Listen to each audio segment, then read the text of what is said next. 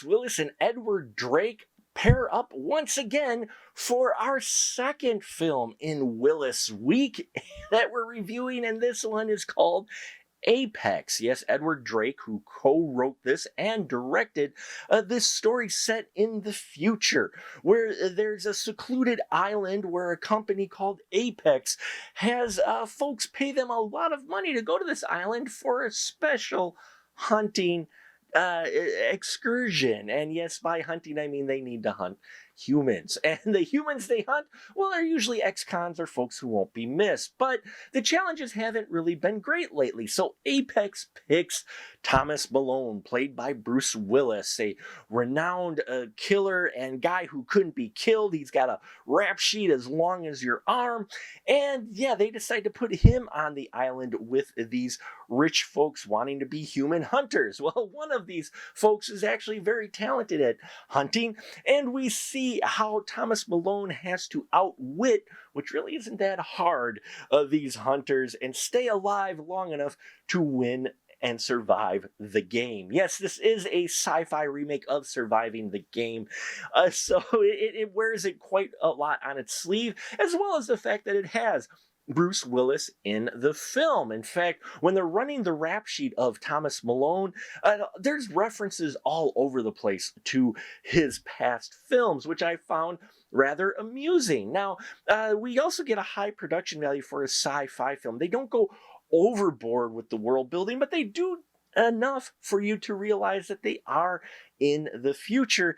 And yeah, I enjoyed that part. I enjoyed it quite a bit. There's a hologram called West, played by Alexa Fast. I loved this character, actually. I hung on to this character quite a bit.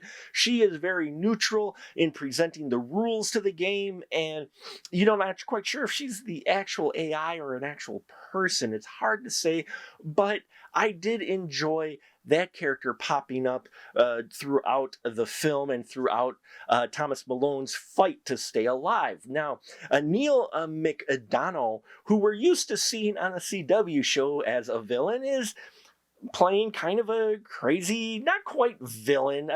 Villain, yeah. Dr. Samuel Rainsford is his character. Very interesting character. Neil McDonough, I always loved his work, and he definitely brings it here as this cold, calculating guy with a very dark past who is hunting for a bit of a different reason than the other folks in their crew. The rest of this group are interesting caricature characters that you might expect to see in a story like this. Nels Lenarson was interesting as Bishop. I liked his character quite a bit. Megan Peta Hill plays Jezza, and she gets a little bit of time to kick some ass. And we have our first Potter Watch. You'll see why when I'm talking about later. Potter Watch. Adam Hewell Potter plays Warden Nichols in this film, and the reason I bring him up is that he's going to be showing up, or may not be showing up, in many of the other rest of the films that we review here. So we're going to keep Potter Watch on to see if we see him in any other films.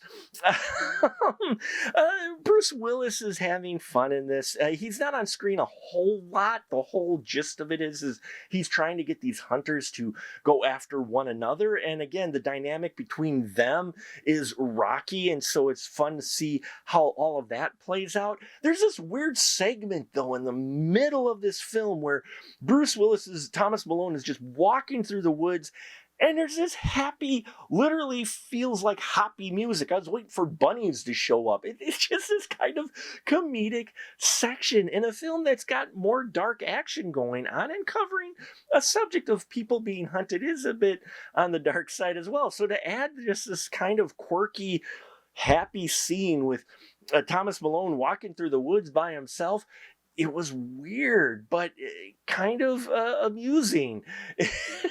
So, in the end, Apex is a direct-to-video retelling of Surviving the Game in the future.